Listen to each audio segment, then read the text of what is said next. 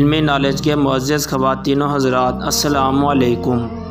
پرانے وقتوں کی بات ہے، کسی ملک پر ایک بادشاہ حکومت کرتا تھا۔ اس بادشاہ کے پاس تمام دنیا کی آسائشیں میسر تھیں۔ وہ بادشاہ کسی ملک کا بادشاہ نہیں تھا بلکہ پوری سلطنت کا بادشاہ تھا۔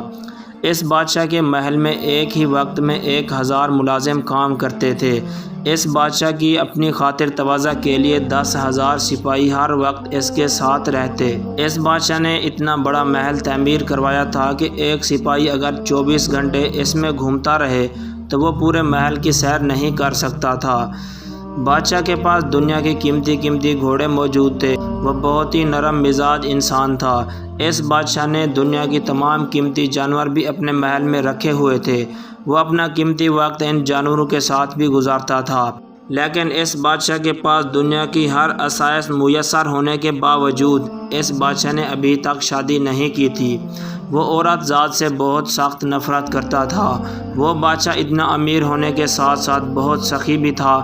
کوئی بھی اپنی آرزو لے کر بادشاہ کے دروازے پر آتا تو کبھی بھی کوئی خالی ہاتھ نہیں لوٹ کر جاتا۔ وقت گزرتا رہا اور اس بادشاہ کے بنائے گئے قانون اور بہترین حکمت عملی کی وجہ سے اس کی پوری سلطنت کا نظام بڑے سنہری انداز میں چل رہا تھا۔ کبھی کسی پڑوسی ملک کے بادشاہ اس بادشاہ کی سلطنت پر بری نظر سے بھی دیکھنے کی جرات نہیں کی، کیونکہ وہ سب جانتے تھے کہ ہم نے اس بادشاہ کے ساتھ جنگ کی تو ہمارے نیام تلوار نکالنے سے پہلے ہی وہ بادشاہ ہماری گردنیں اڑا دے گا۔ اگر کوئی بادشاہ اس سے جنگ کرنے کی غلطی کر بھی لیتا تو اس بادشاہ کی بہترین حکمت عملی کی وجہ سے وہ بادشاہ جنگ شروع ہوتے ہی اس پورے ملک کا خاتمہ کر دیتا، اور اس کی تباہی اور بربادی کو دیکھ کر دوسرے ملک کے بادشاہ بھی عبرت پکڑتے تھے۔ ایک دفعہ بادشاہ سلامت اپنے قافلے کے ساتھ محل سے باہر اپنے ملک کی سیر کے لیے نکلا تو اچانک بادشاہ سلامت کے نفس میں درد ہونے لگا اور بادشاہ کا چھوٹا پیشاب بند ہو گیا، اور اسی وقت بادشاہ اپنے گھوڑے سے گر گیا۔ بادشاہ شدید تکلیف میں مبتلا ہو گیا۔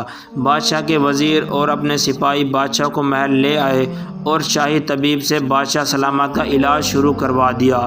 شاہی طبیب بہت دیر بادشاہ سلامت کا علاج کرتا رہا، لیکن بادشاہ سلامت کی طبیعت میں ذرا بھی فرق نہ آیا اور بادشاہ سلامت کا درد مزید بڑھتا رہا۔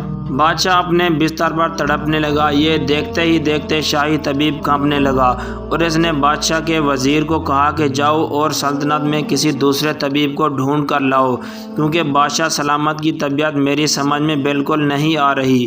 جب بادشاہ نے اپنی طبیعت کو ٹھیک ہوتے ہوئے نہ دیکھا تو اس نے اپنے وزیر سے کہا جاؤ اور میری سلطنت میں اعلان کر دو کہ جو کوئی بھی حکیم میرا علاج کرے گا میں اس کو اس کے وزن کے 10 گنا ہیرے جواہرات سے تول دوں گا۔ یہ سن کر تمام درباریوں کی آنکھیں پھٹی کی پھٹی رہ گئی۔ جب وزیر نے پوری سلطنت میں اعلان کرا دیا تو تمام حکیم بادشاہ سلامت کا علاج کرنے کے لیے آئے، لیکن تمام حکیم بادشاہ سلامت کا علاج کیے بغیر وہاں سے چلے گئے، کیونکہ جب وہ بادشاہ سلامت کی حالت کو دیکھتے تو وہ ڈر جاتے۔ اگر بادشاہ سلامت کو کچھ ہو گیا تو لینے کے دینے پڑ جائیں گے، اور بادشاہ کی طبیعت مزید بگڑتی جا رہی تھی۔ اس سلطنت کے ایک چھوٹے سے گاؤں میں ایک حکیم صاحب رہتا تھا۔ جب اس نے خبر سنی تو وہ بھی محل پہنچ گیا اور اس نے بادشاہ سلامت سے عرض کی کہ اگر آپ اجازت دیں تو میں آپ کا علاج کرنا چاہتا ہوں۔ جب بادشاہ سلامت نے اس کے حلیے کو دیکھا اور کہا تم میرا علاج کرو گے تو اس نے کہا بادشاہ سلامت جی میں ہی تمہارا علاج کروں گا۔ اگر آپ صحت یاب نہ ہوئے تو تم مجھے پھانسی پر لٹکا دینا۔ اس کے بعد اس نے بادشاہ سلامت سے کہا کہ حضور میں آپ سے جو سوال کرتا جاؤں گا اس کو آپ نے ٹھیک جواب دینا ہے۔ اگر آپ نے کسی بھی سوال کا درست جواب نہ دیا تو میں آپ کا بہتر علاج نہیں کر پاؤں گا۔ اس کے بعد حکیم صاحب نے پہلا سوال کیا کہ آپ کی عمر کتنی ہے؟ بادشاہ سلامت نے کہا میری عمر 30 سال ہے۔ اس کے بعد حکیم صاحب نے دوسرا سوال کیا بادشاہ سلامت آپ نے ملکہ کے ساتھ کتنے دنوں سے ہم بستری نہیں کی؟ تو بادشاہ نے جواب دیا عورت ذات سے سخت نفرت کرتا ہوں اور میں نے ابھی تک شادی بھی نہیں کی اور میں نے آج تک کسی عورت کے ساتھ ہم بستری تو کیا چھوا تک نہیں۔ یہ سن کر حکیم بڑا حیران ہوا اور اتنا حیران ہوا کہ اتنا بڑا بادشاہ ہو کر دنیا کی سب سے بڑی خوشی سے محروم ہے۔ پھر حکیم صاحب نے کہا بادشاہ سلامت کبھی نیند میں آپ کو جسم کے پانی کا اخراج ہوا؟ تو بادشاہ سلامت نے کہا میں ایسی خوراک استعمال کرتا ہوں جس سے میرے جسم کے پانی کا اخراج ہونا ناممکن ہے۔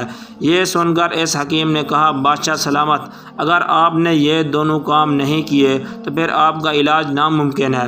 اس کے بعد حکیم نے کہا بادشاہ سلامت اگر آپ اس درد سے نجات پانا چاہتے ہیں تو جو میں کہتا ہوں آپ کو کرنا پڑے گا۔ تو بادشاہ نے کہا تم مجھے اس درد سے نجات دلاؤ، مجھے جو کرنا ہوگا میں کروں گا۔ اس نے وزیر کو حکم دیا کہ قاضی کو بلا لاؤ اور بادشاہ سلامت کی سلطنت میں سب سے خوبصورت اور حسین و جمیل لڑکی بھی ڈھونڈ لاؤ۔ اور جب قاضی اور لڑکی کو حاضر کیا گیا تو حکیم صاحب نے قاضی صاحب کو حکم دیا کہ بادشاہ سلامت کا اس کے ساتھ نکاح کیا جائے۔ جب نکاح کیا گیا تو اس کے بعد حکیم صاحب نے بادشاہ سلامت اور ملکہ کو ایک کمرے میں بند کر دیا اور حکم دیا بادشاہ سلامت آپ شریعت کے مطابق ملکہ کے ساتھ ساری رات مباشرت کریں اور اس کے بعد جب صبح ہوگی جو ہوگا دیکھا جائے گا۔ جب صبح ہوئی اور بادشاہ سلامت اپنے کمرے سے باہر آیا تو بالکل صحت یاب تھا۔ بادشاہ نے اپنے آپ کو درد سے نجات پا کر بہت اچھا محسوس کر رہا تھا اور اس حکیم سے بڑا خوش ہوا۔ اس کے بعد بادشاہ کو حکیم صاحب نے کہا بادشاہ سلامت انسان کی نفرت اپنی جگہ لیکن جو چیز اللہ تعالیٰ نے ہمارے جسم میں بنائی ہے اس کا استعمال نہ کیا جائے تو اس کا ہمارے جسم پر غلط اثر پڑتا ہے۔ شادی کرنا سنت ہے کیونکہ اس سے نسل آگے پروان چڑھتی ہے اور انسان کی صحت بھی برقرار رہتی ہے۔ مرد اس سے جسمانی لذت بھی حاصل کرتا ہے۔ اس کے بعد بادشاہ سلامت ہمیشہ کے لیے صحت یاب ہو گیا۔ اس کے بعد بادشاہ سلامت ملکہ کے ساتھ خوشی خوشی رہنے لگ گیا اور پھر بادشاہ سلامت نے اپنے وزیر کو حکم دیا کہ اس حکیم کو اس کے وزن کے 10 گنا برابر ہیرے جواہرات سے تول دو۔ حکیم صاحب نے کہا بادشاہ سلامت میں نے تو کچھ نہیں کیا، جو کچھ کیا تو آپ نے کیا۔ آپ نے اپنی اتنی نفرت کو بھول کر میری بات مانی، یہ بھی میرے لیے باعث شرف ہے۔ یہ سن کر بادشاہ سلامت حکیم سے بڑا متاثر ہوا اور اس کو بہت بڑا انعام و اکرام دے کر اپنی سلطنت کا وزیر بنا لیا۔ اب حکیم نے اپنی عقل مندی کا استعمال کر کے نہ صرف بادشاہ سے انعام وصول کر لیا بلکہ اتنی بڑی سلطنت کا وزیر بھی بن گیا۔ دوستو مزید اس طرح کی ویڈیو دیکھنے کے لیے ہمارے چینل کو سبسکرائب ضرور کیجیے۔ شکریہ۔